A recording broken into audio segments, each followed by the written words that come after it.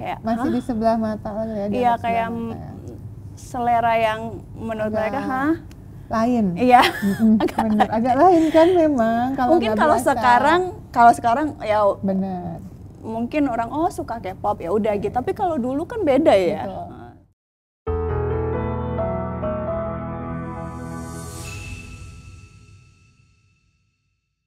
Hello lovely people, balik lagi di channel saya Raisa Broto Asmoro.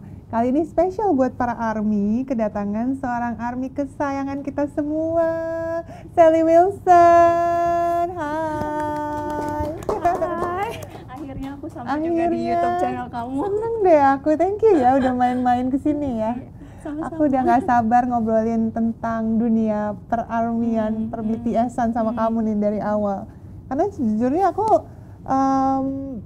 tahu kamu tuh karena kamu punya satu komunitas yang gede banget ya, yang sebagai wadah para ARMY. Mungkin ada yang belum join karena aku sudah diajak sama Sally untuk ikutan komunitas namanya Senyum ARMY. Itu kamu berangkat dari mana tuh idenya sampai pengen bikin itu, atau kenapa namanya Senyum ARMY gitu? Ya, namanya sih muncul gitu aja ya. Gitu aja. Tiba-tiba yaudah deh namanya Senyum ARMY. Tapi juga karena kita punya misi untuk bikin yang datang ke proyek kita tuh full senyum. Happy ya. Jadi kita pengen semua orang senyum ketika datang ke proyek kita, semua happy. Jadi akhirnya aku memilih nama itu. Itu dimulai dari kegiatan dulu atau emang membuat komunitasnya dulu? Sebenarnya awalnya itu dari natural, dari grup chat biasa, dari grup aku dan teman-teman aku awalnya. WhatsApp gitu? Ya. Terus akhirnya jadi banyak banget yang join.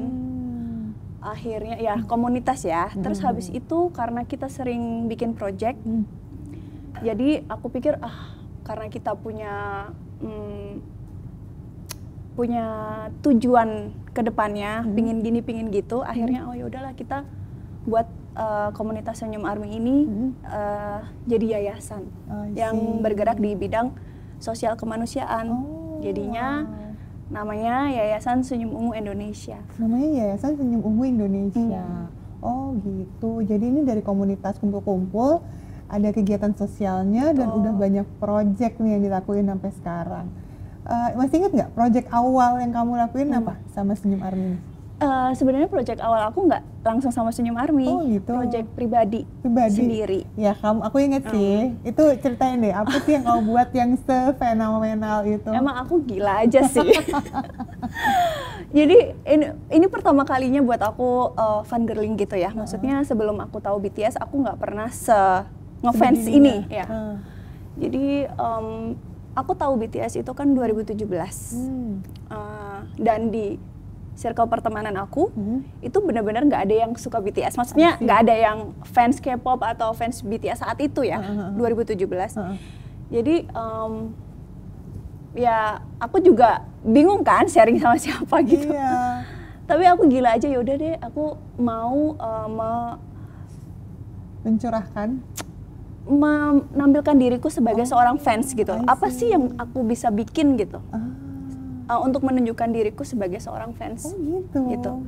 Dengan membuat exhibition ya. Exhibition pertama aku di tahun 2018 itu sendiri. Emang itu kamu sendiri ya, itu ya. Dan bikin project itu ya apalagi project pribadi ya. Itu yang ya karena melakukannya itu as a fans ya, jadi benar-benar budget sendiri.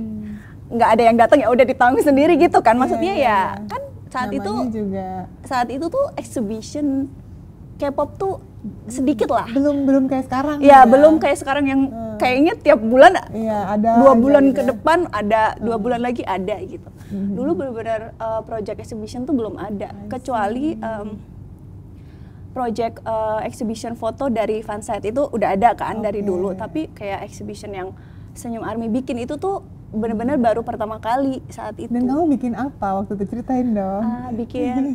Bikin instalasi seni yang terinspirasi dari lagunya BTS, terus juga bikin lukisan yang didonasikan untuk UNICEF. Gitu. Awalnya itu. itu yang awalnya. Terus akhirnya kamu kepikiran, wah kalau gitu bikin project terus aja dong nih. Ya kan, Akhirnya dari setiap komunitas. tahun aku bikin. Tiap tahun. Dan nggak tiap tahun sih, setahun ini aja kamu udah bikin berapa project ya? Enggak, ngomong-ngomong lain ya? kan, lain.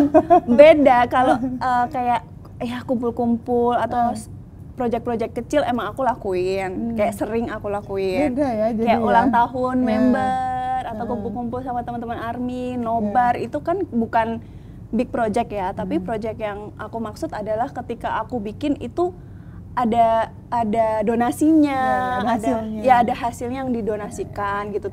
Karena kan di situ menjual tiket, jadi penjualan tiket itu aku biasanya berkolaborasi sama UNICEF untuk donasinya ke sana. Dan 3 tahun aku bikin project baru ada Senyum ARMY kan. Nah, ketika ada Senyum ARMY baru kita punya campaign sendiri dengan UNICEF misalkan waktu itu untuk membantu anak-anak yang kekurangan gizi. Terus project yang kedua kita untuk membantu anak-anak yang putus sekolah.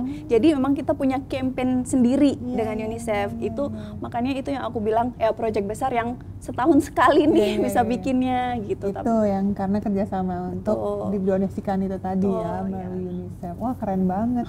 Kamu pernah ngerasa ini jadi suatu beban kah atau tantangan tersendiri kan ngejalaninnya? Enggak sih, aku senang ngejalanin ini. Justru kalau aku nggak bikin sesuatu tuh kayak hampa hidup aku kayak Gitu ya? ya aku ngapain nih gitu kayak ya kan aku ibu rumah tangga ya. Jadi biasanya dengan adanya project itu aku cukup lumayan jadi kayak ya bersemangat gitu kayak merasa kayak aku berarti gitu. Aku bisa melakukan sesuatu gitu. Jadi aku justru malah kangen pingin bikin lagi gitu. Oh wow keren. Tapi ngomong-ngomong nih flashback lagi balik ya. Apa sih yang membuat kamu sampai kok akhirnya aku fangirling banget nih sama BTS? Kenapa BTS gitu? Jadi awal aku tahu BTS itu ya kayak ibu-ibu pada umumnya, ibu rumah tangga pada umumnya, aku ngantar anakku sekolah, pulang sekolah biasanya aku saat itu ya 2017 tuh aku suka banget nonton YouTube, liatin YouTube dan waktu itu yang muncul BTS gitu. Jadi aku kayak ini Asia gitu kan. Terus oh ada kayak gini karena kan aku nggak tahu K-pop ya. K-pop yang aku tahu itu Gangnam Style sama Rain. Karena aku nonton drakor cuma 2 saat itu gitu. Aku nggak nonton nggak kayak sekarang ya. Kita semua nonton drakor terus. Jadi benar-benar nggak tahu Korea gimana lah ya saat itu. Jadi ini Korea ini orang Korea gitu. Jadi kayak penasaran terus aku nontonin YouTube reaction mereka. Loh, kok banyak banget orang Amerika yang suka, ini siapa gitu loh. Asia pertama perform di American Music Award yang gitu kan. Jadi dari situ akhirnya nontonin terus kayak nggak bisa stop. Mandi pun aku nonton YouTube. Aku nonton YouTube sambil mandi, makan, semua deh kayak nggak bisa stop, bener-bener nggak bisa stop. Akhirnya seru dan banyak ya, konten mereka kan banyak, macam-macam. Saat itu nggak sebanyak sekarang sih, tapi aku lebih ngeliatin YouTube reaction kayak orang-orang Amerika suka sama mereka gitu. Kayak misalkan anak-anak sekolah musik reaction to BTS gitu kan, anak-anak sekolah musik klasik gitu. Kok mereka tahu sih gitu. Iya, jadi dari situ ngeliatin itu, ngeliatin orang reaction MV-nya. Ya udah dari situ aku benar-benar akhirnya suka banget. Dan kayak akhirnya aku ngirimin terus BTS ke teman-teman aku, terus teman-teman aku jadi semuanya yang dekat sama aku jadi suka juga gitu. Dari situ ada grup. Tadinya kayak kamu seriusan suka K-pop gitu, teman aku ada yang kayak gitu. Kayak nggak bisa nerima kayak ya saat itu kan ya tahu sendiri kan K-popers kan selalu di kayak masih di sebelah mata ya. Iya kayak selera yang menurut mereka lain. Iya. agak lain kan memang kalau mungkin kalau sekarang ya benar. Mungkin orang suka K-pop ya udah gitu, tapi kalau dulu kan beda ya. Karena aku ngalamin zaman aku SMP, aku tuh suka banget grup K-pop zaman dulu ya namanya HOT. Aku nggak tahu justru. Nggak tahu, Bener, aku itu belum even kayaknya nggak ada, belum masuk gen-gen berapa itu belum ada. Gen 1 ya itu ya. Belum even ada gen. Gen 0. Gen 0 kayaknya ya kan. Terus itu jadi ngerasa kayak ini aku alien sendiri di antara yang lain, nggak ngerti kan orang-orang seleranya kayak gimana. Terus kayak kamu suka cowok-cowok berdandan makeup aneh-aneh begini gitu, karena dulu kan kiblat mereka juga J-pop kan, J-rock segala macam, jadi kan makeupnya kebawa dandanannya. Ya aku juga ikut ngerasain tuh masa-masa. Serius kamu suka? Pasti digituin kan sama masa-masa itu ya, gitu ya. Jadi kamu dipertanyakan Aku sama keluar- suami kamu, dipertanyakan nggak? Enggak, kalau sama suami aku karena gini, dia tipenya apa yang bikin aku happy, dia ya nggak apa-apa gitu. Iya. Tapi beda sama teman aku sampai keluar grup pertemanan aku loh gara-gara BTS. Serius? Ya kayak karena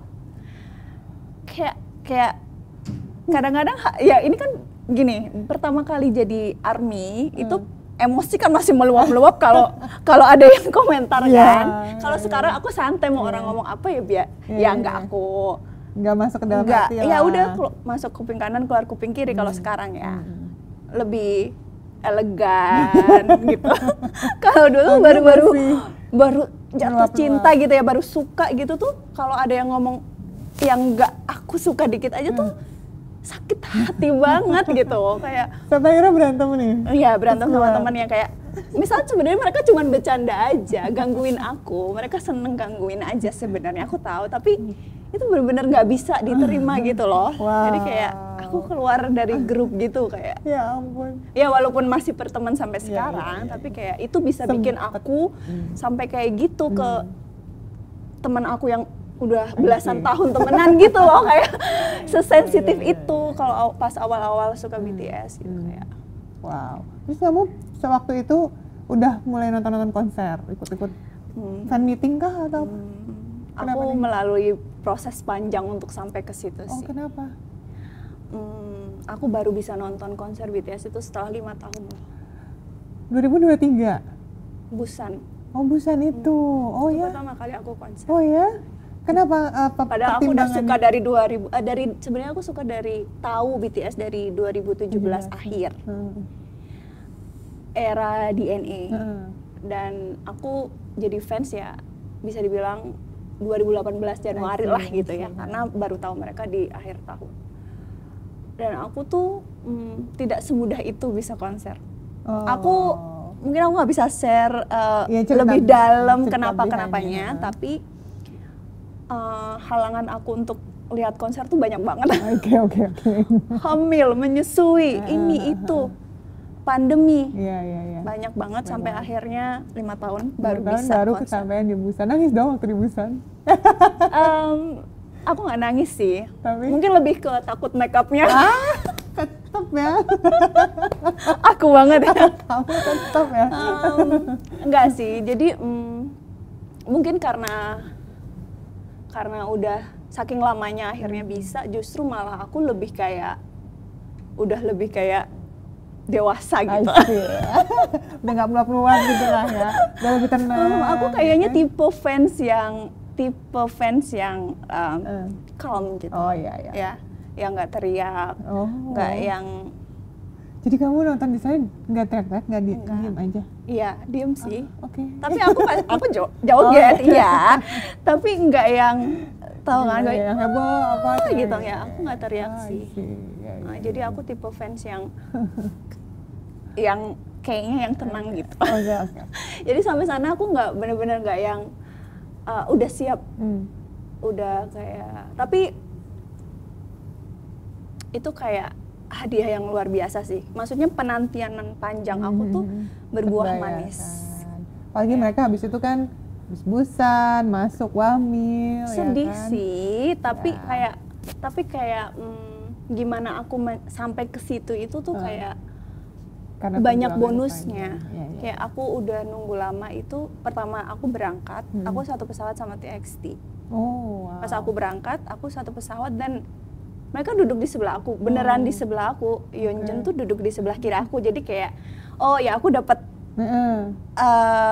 bonus itu gitu. Dan aku nonton konser di Busan itu aku juga dapat tiket dari temen aku. Jadi kayak ya aku nggak mau mengeluarkan uang untuk beli tiket gitu loh, ya kan aku dapat dari teman aku dan aku dapat tiket yang VIP, jadi kayak luar biasa banget gitu. Iya. Udah dinanti-nanti, terus Aku dapat spesial. nggak yang harus antri panjang, yang kayak gitu loh. Jadi Iya, kayak iya. itu hadiah dari Tuhan buat aku, karena aku udah sabar nunggu sampai 5 tahun baru bisa konser. Nggak Iya, kayak iya. yang teman-teman aku yang Iya. suka BTS gara-gara aku kirimin terus gitu video BTS. Udah itu pergi. udah pergi ke LA lah, udah pergi ke Vegas PTD lah. ya? Terus aku cuman yang liatin sedih PTD gitu. era itu Iya. ya, benar. Aku nggak bisa pergi. Teman-teman aku yang suka BTS karena aku Kamu walaupun malah udah pergi duluan gitu, kayak cuma sedih gitu kan.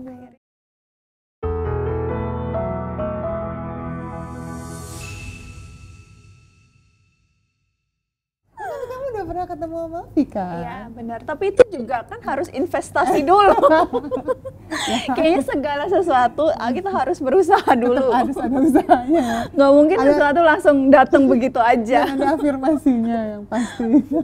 Kalau about BTS pasti kita harus usaha. Usaha ya. Iya betul sekali.